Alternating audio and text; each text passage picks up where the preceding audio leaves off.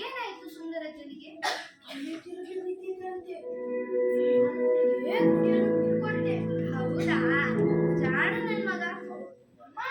ಮತ್ತೆ ಅವರನ್ನು ನಾನು ಮತ್ತು ಅನುಪ ಅವರ ಮನೆಗೆ ಬಿಟ್ಟು ಬರುವಾಗ ಹೇಗಾಯ್ತಮ್ಮ? ಒಳ್ಳೆ ಕೆಲಸ ಮಾಡಿದ್ದೀಯಮ್ಮ. ನೋಡು ಮಗ, ನಾವು ಒಬ್ಬರಿಗೆ ಸಹಾಯ ಮಾಡಿದ್ರೆ ನಾವು ಕಷ್ಟದಲ್ಲಿರುವಾಗ ನಮಗೆ ಸಹಾಯ ಮಾಡಲು ಆ ದೇವರು ಯಾರನ್ನಾದರೂ ಕಳುಹಿಸುತ್ತಾನೆ. ನಾವು ಮಾಡಿದ ಒಳ್ಳೆಯ ಕೆಲಸಗಳು ಎಂದಿಗೂ ವ್ಯರ್ಥ ಆಗಲ್ಲ. ನೋಡು ಮಗ, ನಾವು ಯಾವತ್ತೂ ಸುಳ್ಳು ಹೇಳಬಾರದು, ಮತ್ತೆ ಯಾರಿಗೂ ಮೋಸ ಮಾಡಬಾರದು. ಸುಳ್ಳು ಹೇಳಬಾರದು. ನೋಡುವೆ, ನೀನು ಒಂದು ಸುಳ್ಳು ಹೇಳ್ತೀಯಾ, ಆ ಸುಳ್ಳಿನಿಂದ ಹೊರಬರಲು ನೀನು 100 ಸುಳ್ಳುಗಳನ್ನು ಹೇಳಬೇಕಾಗುತ್ತದೆ. ಇದನ್ನೆಲ್ಲ ಆ ದೇವರು ಈ ಜಗತ್ತು ಯಾವತ್ತೂ ಮೆಚ್ಚುವುದಿಲ್ಲ. ಆಯ್ತಮ್ಮ, ನೀನು ಹೇಳಿದ ಈ ಮಾತನ್ನು ನಾನು ಯಾವತ್ತೂ ಮರೆಯೋದಿಲ್ಲ. ನನ್ನ ಸ್ನೇಹಿತರಿಗೂ ಹೇಳುತ್ತೇನೆ. ಅಮ್ಮ, ತಿಂಡಿಯೇನು ಮಾಡಿದ್ಯಾ? ಇವತ್ತು ತಿಂಡಿ ಏನು ಮಾಡಿಲ್ಲ ಮಗ, ಡಬ್ಬದಲ್ಲಿ ಬಿಸ್ಕೆಟ್ ಇದೆ, ಅದನ್ನು ತಿನ್ನು. ಆಯ್ತು.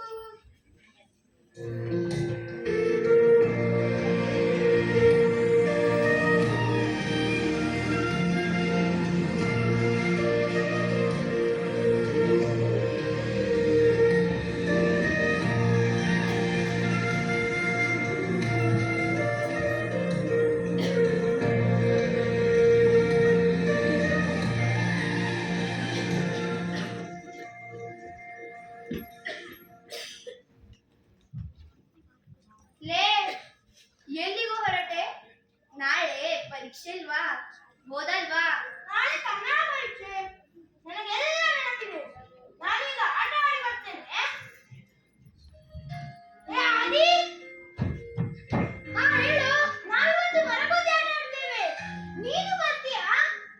ಇಲ್ಲ ಕಣೋ, ಇವತ್ತು ಬರಲ್ಲ. ಮಮ್ಮಿ ಹತ್ರ ಕೇಳಿ ಸಂಡೆ ಬರ್ತೇನೆ, ಆಯ್ತಾ? ಆಯ್ತು.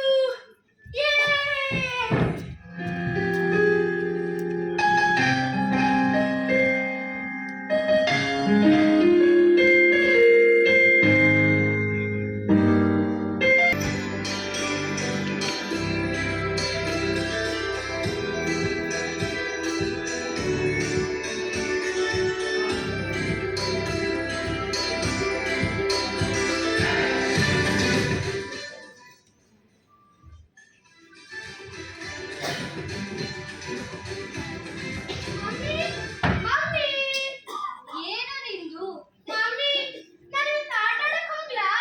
ಆಟ ಗೀಟ ಏನ್ ಬೇಡ, ಬೇಕಾದ್ರೆ ಟಿವಿ ನೋಡು, ಇಲ್ಲಾಂದ್ರೆ ನಾಳೆ ಹೋಮ್ವರ್ಕ್ ಮಾಡು. ಮಮ್ಮಿ, ಇವತ್ತು ಸಂಡೆ ಮಮ್ಮಿ, ನಾನು ಎಲ್ಲ ಹೋಮ್ವರ್ಕ್ ನಿನ್ನೆ ಮಾಡಿದ್ದೇನೆ. ಸರಿ, ಹಾಗಾದ್ರೆ ಹೋಗಿ ಬಾ, ಆದ್ರೆ ಅರ್ಧ ಗಂಟೆಗೆ ವಾಪಸ್ ಬರ್ಬೇಕು, ಗೊತ್ತಾಯ್ತಲ್ಲ? ಇಲ್ಲಾಂದ್ರೆ ಡ್ಯಾಡಿಗೆ ಫೋನ್ ಮಾಡಿ ಹೇಳ್ತೇನೆ. Okay mummy, thank you.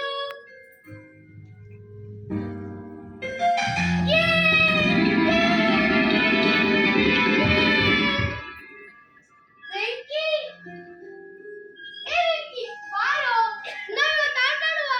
ಬಂದೆ ಬಂದೆ. ಜಾನಿ, ಏನು ಇದು? ನೀನು ಆಟ ಆಡೋಕೆ ಬರ್ತೀಯಾ? ನನಗೆ ನಂಬೋಕೆ ಆಗ್ತಿಲ್ಲ ಕಣೋ. ಹೌದು ಕಣೋ, ನೀವೆಲ್ಲ ಆಟ ಆಡುವಾಗ ನನಗೂ ಆಟ ಆಡ್ಬೇಕಂತ ಅನ್ಸುತ್ತೆ. ಆದ್ರೆ ಆ ಮಮ್ಮಿ ನಂಗೆ ಯಾವಾಗ್ಲೂ ಓದು ಓದು ಅಂತಾನೆ ಇರ್ತಾಳೆ. ಹೌದು ವೆಂಕಿ, ನಿಮ್ಮ ಶಾಲೆಯಲ್ಲಿ ನಿಮಗೆ ಹೋಮ್ವರ್ಕ್ ಕೊಡೋದಿಲ್ವಾ? ಕೊಡೋದೇನೋ ಕೊಡ್ತಾರೆ. ನಾನು ಆಟವಾಡಿ ಬಂದು ಸ್ನಾನ ಮಾಡಿ ಹೋಮ್ವರ್ಕ್ ಮಾಡ್ತೇನೆ. ಆಮೇಲೆ ಊಟ ಮಾಡಿ ಸ್ವಲ್ಪ ಟಿವಿ ನೋಡಿ ಬರ್ತೇನೆ. ನಂಗೆ ಟಿವಿ ನೋಡಲು ಟೈಮ್ ಇಲ್ಲ ಕಣೋ. ಯಾಕೆ ಟೈಮ್ ಇಲ್ಲ? ನಾನು ಸ್ಕೂಲಿಂದ ಬಂದು ಫ್ರೆಶ್ ಅಪ್ ಆಗಿ ತಿಂಡಿ ತಿಂತೇನೆ, ಮತ್ತೆ 5 ಗಂಟೆಗೆ ಟ್ಯೂಷನ್ಗೆ ಹೋಗ್ತೇನೆ. ಅಲ್ಲಿಂದ ಬರುವಾಗ 7 ಗಂಟೆ ಆಗ್ತದೆ. ಮತ್ತೆ ನಾನು ಸ್ನಾನ ಮಾಡಿ ಹೋಮ್ವರ್ಕ್ ಮುಗಿಸುವಾಗ 9 ಗಂಟೆ ಆಗ್ತದೆ. ಮತ್ತೆ ನಾನು ಊಟ ಮಾಡಿ ಬರುತ್ತೇನೆ. ನಾನು ಟಿವಿ ಯಾವಾಗ ನೋಡಲಿ? ನೀನು ಹೇಳು. ಸಂಡೆ ಟಿವಿ ನೋಡ್ತೇನೆ ಅಷ್ಟೇ. ನೀನು ಮೊಬೈಲ್ ನೋಡಲ್ವಾ?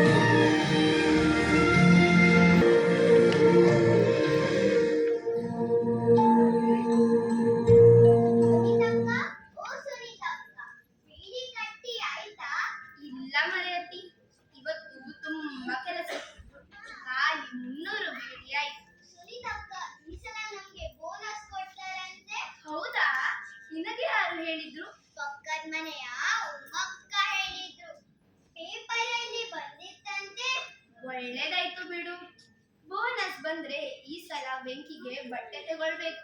ಹೌದು, ಹಬ್ಬಕ್ಕೆ ನಂಗೂ 2 ಸೀರೆ ಮತ್ತೆ ಅತ್ತೆಗೊಂದು ಸೀರೆ ತಗೋಬೇಕು.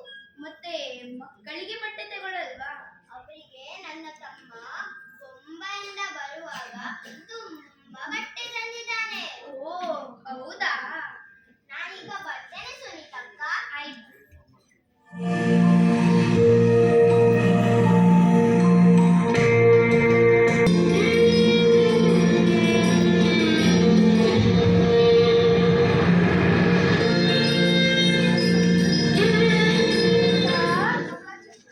ಹೇಗಿದ್ದೀಯ ಮಗ?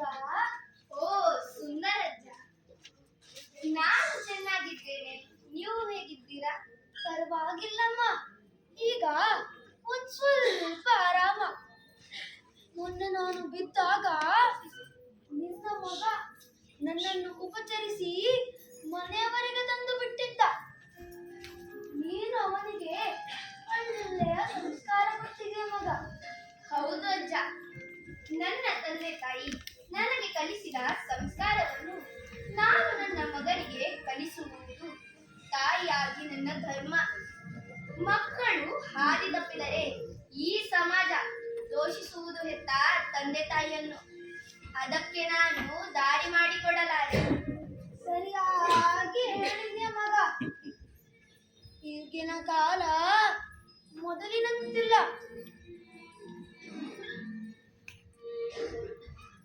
ಆ ಕಾಲದಲ್ಲಿ ಒಂದು ಮನೆಯಲ್ಲಿ ಅದೆಷ್ಟೋ ಸಂಸಾರ ಕೂಡಿ ಬಾಳಿತ್ತು. ಆಗ ಅಜ್ಜ ಅಜ್ಜಿಯಂದಿರು, ಅತ್ತೆ ಮಾವಂದಿರು, ಚಿಕ್ಕಪ್ಪ ಚಿಕ್ಕಮ್ಮ, ದೊಡ್ಡಮ್ಮ ದೊಡ್ಡಪ್ಪ, ಅಣ್ಣ ತಮ್ಮಂದಿರು, ಅಕ್ಕ ತಂಗಿಯರು ಎಲ್ಲರೂ ಜೊತೆಯಾಗಿ ಒಂದೇ ಮನಸ್ಥಿತಿಯಲ್ಲಿ ಇದ್ದು ಹಬ್ಬ ಹರಿದಿನಗಳಲ್ಲಿ ಸಂತಸ ಸಂಭ್ರಮದಿಂದ ಬದುಕುತ್ತಿದ್ದ ಕುಟುಂಬಗಳು. ಇಂದಿನ ಆಧುನಿಕ ಕಾಲದಲ್ಲಿ ಬೇರೆ ಬೇರೆ ಆಗಿವೆ.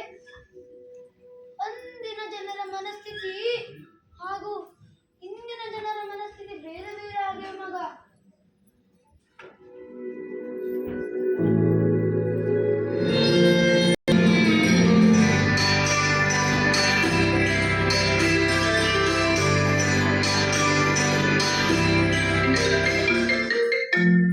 ಆಂಟಿ, ಟ್ಯೂಷನ್ ಟೀಚರ್ ಯಾಕೆ ಫೋನ್ ಮಾಡ್ತಾ ಇದ್ದಾರೆ? ಹಲೋ. ಹೇಳಿ ರಾಜೇಶ್ವರಿ ಮೇಡಮ್. ಆಂಟಿಗೆ ಮೈ ಹುಷಾರಿಲ್ವಾ? ಇಲ್ಲ, ಅವನು ಚೆನ್ನಾಗಿ ಇದ್ದಾನೆ. ಮತ್ತೆ ಅವನು ಟ್ಯೂಷನ್ಗೆ ಯಾಕೆ ಬರಲಿಲ್ಲ?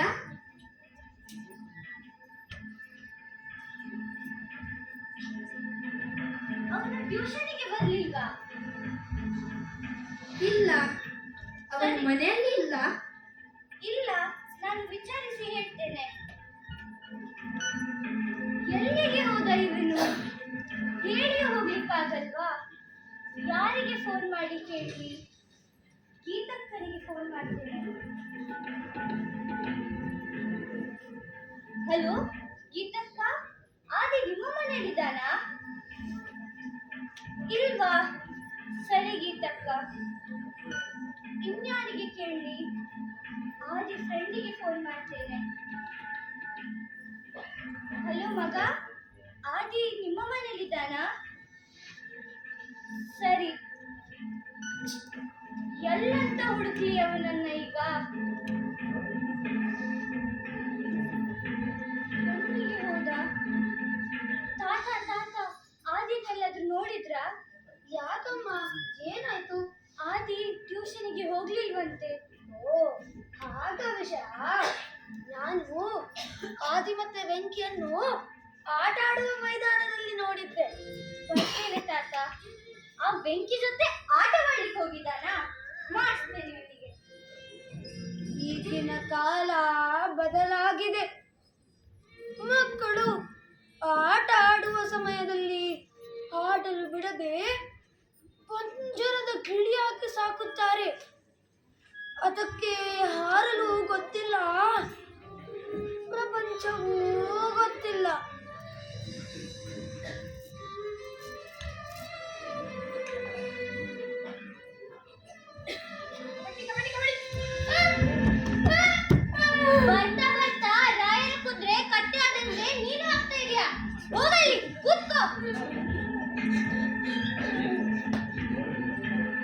ಸುನೀತಕ್ಕ, ಸುನೀತಕ್ಕ, ಹೊರಗೆ ಬನ್ನಿ.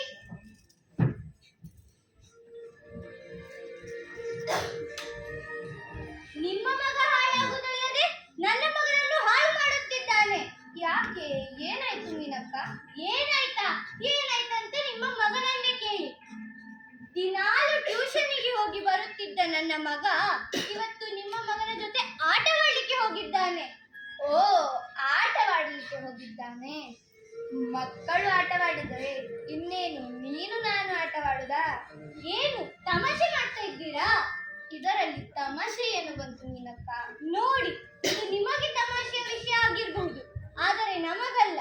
ನಾವು ಲಕ್ಷ ಲಕ್ಷ ಫೀಸ್ ಕೊಟ್ಟು ನಮ್ಮ ಮಕ್ಕಳನ್ನು ಇಂಟರ್ನ್ಯಾಷನಲ್ ಸ್ಕೂಲಿಗೆ ಹಾಕುವುದು ಇಂಥ ಮಕ್ಕಳ ಜೊತೆ ಗಮ್ಮತ್ ಮಾಡ್ಲಿಕ್ಕಲ್ಲ. ಏನು ಮಾತಂತಾಡ್ತಿದ್ದೀರಾ? ಲಕ್ಷ ಲಕ್ಷ ಫೀಸ್ ಕೊಡೋ ತಾಕತ್ತು ನಮಗಿಲ್ಲದಿರಬಹುದು.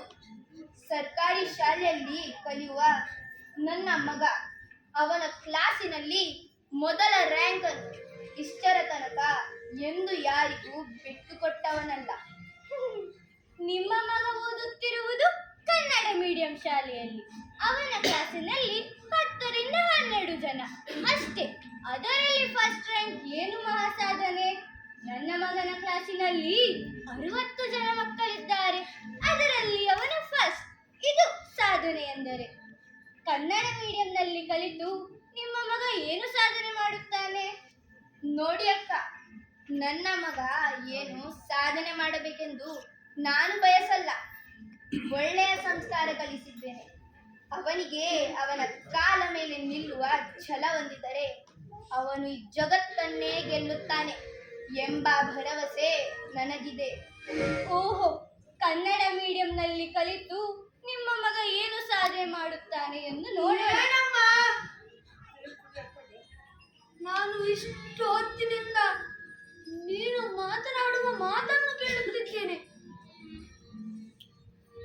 ಏನು ಮಾತು ಅಂತ ಆಡ್ತೀಯಮ್ಮ? ನಮ್ಮ ಮಾತಿನಿಂದ ಇನ್ನೊಬ್ಬರಿಗೆ ನೋವಾಗಿದ್ರೆ ಎಂಬ ಪರಿಜ್ಞಾನವೂ ಇಲ್ವಾ? ನಾನು ಹಾಗೇನು ಹೇಳಿಲ್ಲ ತಾತ, ಇದ್ದದ್ದನ್ನೇ ಹೇಳಿದ್ದು ಅಷ್ಟೇ. ಮಾತು ಆಡಿದರೆ ಹೋಯ್ತು, ಮುತ್ತು ಒಡೆದರೆ ಹೋಯ್ತು ಎಂಬ ಗಾದೆಯ ಅರ್ಥ ಗೊತ್ತಿದೆಯ ಮಗ ನಿನಗೆ? ನೋಡು ಮಗ, ಈ ಎಲುಬಿಲ್ಲದ ನಾಲಿಗೆಯಿಂದ ಏನು ಬೇಕಾದರೂ ಹೇಗೆ ಬೇಕಾದರೂ ಮಾತನಾಡಬಹುದು. ನಮ್ಮ ಮಾತಿನಿಂದ ಇನ್ನೊಬ್ಬರಿಗೆ ನೋವು ಕೊಡುವ ಹಾಗಿದ್ದರೆ ಅಂತಹ ಮಾತನ್ನು ಯಾವತ್ತೂ ಆಡಬಾರದು. ಏನು ಹೇಳಿದೆ ನೀನು? ಕನ್ನಡ ಶಾಲೆಯಲ್ಲಿ ಕಲಿತವರು ಏನು ಸಾಧನೆ ಮಾಡಿದ್ದಾರೆ? ಹೌದು, ಏನು ಸಾಧನೆ ಮಾಡಿದ್ದಾರೆ? ನಮ್ಮ ಮಾತೃಭಾಷೆ ಕನ್ನಡಕ್ಕೆ 2000 ವರ್ಷದ ಇತಿಹಾಸವಿದೆ. 12ನೇ ಶತಮಾನದಲ್ಲಿ ಅಕ್ಕ ಮಹಾದೇವಿ ರಚಿಸಿದ ವಚನಗಳು ಇಂದಿಗೂ ಪ್ರಸಿದ್ಧಿಯಲ್ಲಿದೆ. ಸರ್ ಎಂ ವಿಶ್ವೇಶ್ವರಯ್ಯರು ಪ್ರಸಿದ್ಧ ಇಂಜಿನಿಯರು. ಡಾಕ್ಟರ್ ಸುಧಾಮೂರ್ತಿ ಇನ್ಫೋಸಿಸ್ ಮುಖ್ಯಸ್ಥೆ. ಗಿರೀಶ್ ಕಾರ್ನಾಡ್ ಜ್ಞಾನಪೀಠ ಪ್ರಶಸ್ತಿ ವಿಜೇತರು. Doctor TMA Pai syndicate bank ಸ್ಥಾಪಕರು. ಇವರೆಲ್ಲರೂ ತಮ್ಮ ಶಿಕ್ಷಣದ ಆರಂಭವನ್ನು ಕನ್ನಡ ಮೀಡಿಯಂನಲ್ಲಿ ಆರಂಭಿಸಿದರು. ಹೆಸರು ಹೇಳುತ್ತಾ ಹೋದರೆ ಕನ್ನಡ ಮೀಡಿಯಂನಲ್ಲಿ ಕಲಿತು ಸಾಧನೆ ಮಾಡಿದವರು ಸಾವಿರ ಜನರಿದ್ದಾರೆ. ಆದರೆ ಇಂತಹ ಮಾತು ನಿನ್ನಂತ ಅತಿ ಬುದ್ಧಿವಂತರಿಗೆ ತಿಳಿಯಲಿಕ್ಕಿಲ್ಲ. ಇಂಥವರ ಜೊತೆ ಮಾತಾಡಿ ನಮಗೇನು ಪ್ರಯೋಜನ ಇಲ್ಲ. ಬಾ, ನಾವು ಹೋಗೋಣ.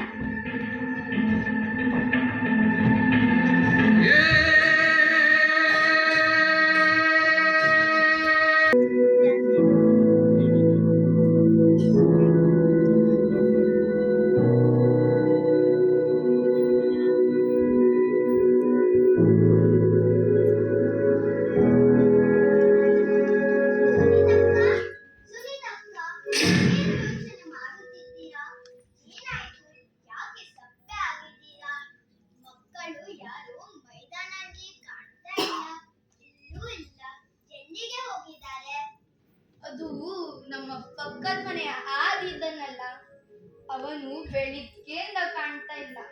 ಹೌದಾ? ಏನು? ಎಲ್ಲಿಗೆ ಹೋದ? ನಿನ್ನೆ ಆದಿ ಅವನ ಪರೀಕ್ಷೆಯ ಅಂಕಪತ್ರಿಕೆ ತಂದಿದ್ದ. ಅದರಲ್ಲಿ ಕಡಿಮೆ ಅಂಕ ಬಂದಿದ್ದಕ್ಕೆ ಅವನ ತಾಯಿ ಅವನಿಗೆ ಚೆನ್ನಾಗಿ ಹೊಡೆದಿದ್ರಂತೆ. ಹೌದಾ? ಹೌದು, ಅದಕ್ಕೆ ಅವ ಮನೆ ಬಿಟ್ಟು ಹೋಗಿದ್ದಾನೆ. ಅದಕ್ಕೆ ಮಕ್ಕಳೆಲ್ಲ ಸುಂದರಜ್ಜನ ಜೊತೆ ಅವನನ್ನು ಹುಡುಕಲು ಹೋಗಿದ್ದಾರೆ. ಏನು? ಆದಿ ಅಲ್ಲೂ ಇಲ್ವಾ? ಆದಿ ಸಿಕ್ಕಿದ್ನ? ಇಲ್ಲೇ ಇಲ್ಲ ಅಕ್ಕ, ಆದಿ ಎಲ್ಲೂ ಇಲ್ವಂತೆ. ಅಯ್ಯೋ ದೇವರೇ, ನಾನೀಗ ಏನು ಮಾಡಲಿ? ನನಗೆ ನನಗೆ ನನ್ನ ಮಗ ಬೇಕು. ಸಮಾಧಾನ ಮಾಡ್ಕೊಳ್ಳಿ ಅಕ್ಕ, ಅವನಿಗೆ ಏನು ಆಗಲ್ಲ. ಅವ ಬಂದೇ ಬರುತ್ತಾನೆ. ಆ ದೇವರು ಹೆತ್ತ ಕರುಳಿಗೆ ಎಂದೂ ಮೋಸ ಮಾಡಲ್ಲ. ಅಕ್ಕ ನೋಡಿ, ಅಲ್ಲಿ ಆದಿ.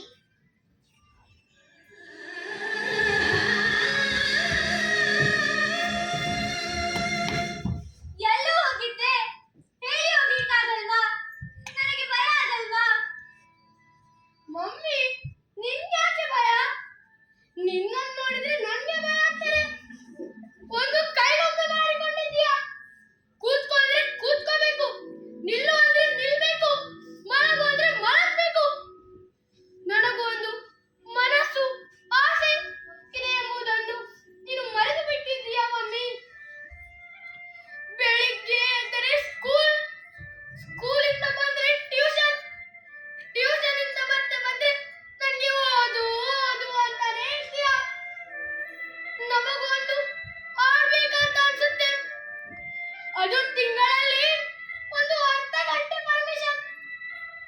ಸ್ಕೂಲಲ್ಲಿ ಒಂದು ಮಾರ್ಕ್ ಕಮ್ಮಿ ಬಂದ್ರೆ ಬೈತಾ ಇದ್ದೀಯ. ಅದಕ್ಕೆ ನಾನು ಮನೆ ಬಿಟ್ಟು ಸಾಯ್ಬೇಕಂತ ಹೋಗಿದ್ದೆ. ನೋಡಿದ್ಯಮ್ಮ, ನಿನ್ನ ಮಗ ನಿನ್ನಿಂದಾಗಿ ಎಷ್ಟು ಕೊರಗುತ್ತಿದ್ದಾನೆ ಅಂತ. ಪ್ರಾಣಿಗಳು, ಪಕ್ಷಿಗಳು ತಮ್ಮ ಮಕ್ಕಳನ್ನು ಮನುಷ್ಯರಿಗಿಂತಲೂ ಚೆನ್ನಾಗಿ ಸಾಕುತ್ತವೆ. ಯಾಕೆ ಗೊತ್ತಾ? ಅವುಗಳಿಗೆ ಸ್ವಾರ್ಥ ಎಂಬುದಿಲ್ಲ. ಆದರೆ ನಾವು ಎಲ್ಲಿ ಸ್ವಾರ್ಥಿಗಳಾಗಬೇಕು ಅಲ್ಲಿ ಸ್ವಾರ್ಥಿಗಳಾಗದೆ ಅನಗತ್ಯ ವಿಷಯದಲ್ಲಿ ಸ್ವಾರ್ಥಿಗಳಾಗಿ ಎಲ್ಲವನ್ನು ಕಳೆದುಕೊಳ್ಳಬೇಕಾಗುತ್ತದೆ. ನಾವು ನಮ್ಮ ಮನಸ್ಥಿತಿ ಬದಲಾಯಿಸಬೇಕು. ನಿಮ್ಮ ಮಕ್ಕಳಿಗೆ ಒಳ್ಳೆಯ ಸಂಸ್ಕಾರ ಕಲಿಸಿ, ಅವರ ಇಚ್ಛೆಯನ್ನು ಅರಿತು ಅವರಿಗೆ ಸಂಪೂರ್ಣ ಬೆಂಬಲ ಕೊಟ್ಟರೆ ಅವರು ಓದಿನಲ್ಲಿ, ಆಟದಲ್ಲಿ ಖಂಡಿತ ಮಿಂಚುತ್ತಾರೆ. ಮುಂದೆ ಒಂದು ದಿನ ಉತ್ತಮ ವಿದ್ಯೆಯನ್ನು ಕಲಿತು ತಮ್ಮ ಗುರಿಯನ್ನು ಮುಟ್ಟುತ್ತಾರೆ. ಈ ಮನಸ್ಥಿತಿಯನ್ನು ನಾವು ಬೆಳೆಸಿಕೊಳ್ಳಬೇಕು. ನಾವು ಅವರ ಇಚ್ಛೆಯನ್ನು ಅರಿಯದಿದ್ದರೆ ನಾವು ಅವರಿಗೆ ಶತ್ರುಗಳಾಗಿ ಬಿಡುತ್ತೇವೆ. ಸರಿಯಾಗಿ ಹೇಳಿದ್ದೀರಿ ಅಜ್ಜ. ನಾವು ಮಕ್ಕಳೊಂದಿಗೆ ಮಕ್ಕಳಾಗಿದ್ದರೆ ಮಾತ್ರ ಅವರನ್ನು ಅರಿಯಬಹುದು. ಹೌದಮ್ಮ, ನಾವು ಮಾಡಿದ ಕೆಲವು ತಪ್ಪುಗಳಿಂದಾಗಿ ವೃದ್ಧಾಶ್ರಮದ ಸಂಖ್ಯೆ ಏರುತ್ತಾ ಹೋಗುತ್ತಿದೆ. ಇದಕ್ಕೆಲ್ಲ ಕಡಿವಾಣ ಹಾಕಬೇಕಾದರೆ ನಾವು ನಮ್ಮ ಮನಸ್ಥಿತಿ ಬದಲಾಯಿಸಬೇಕು. ನಾವು ಅವನನ್ನು ಹುಡುಕಲು ಹೋದಾಗ ಅವನು ಏನು ಮಾಡಬೇಕೆಂದು ತೋಚದೆ ಕೆರೆಯ ಪಕ್ಕದ ಒಂದು ಮೂಲೆಯಲ್ಲಿ ಕುಳಿತೊಡುತ್ತಿದ್ದ. ಮಕ್ಕಳು ಅವನನ್ನು ಬಲವಂತವಾಗಿ ಕರೆದು ತರುತ್ತಿರುವಾಗ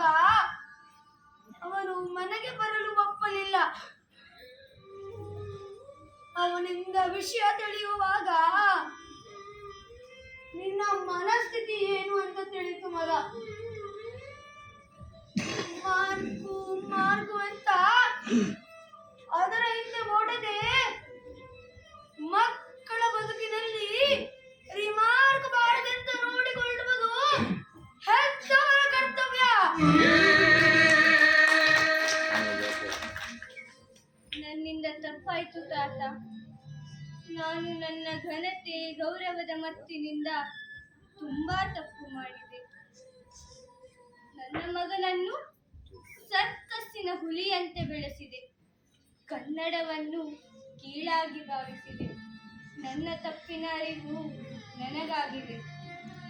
ಇಂದು ನಾನು ನನ್ನ ಮನಸ್ಥಿತಿಯನ್ನು ಬದಲಾಯಿಸದಿದ್ದರೆ ನನ್ನ ಮಗನನ್ನು ಕಳೆದುಕೊಳ್ಳುವ ಪರಿಸ್ಥಿತಿ ಬರಬಹುದು ನನಗೆ.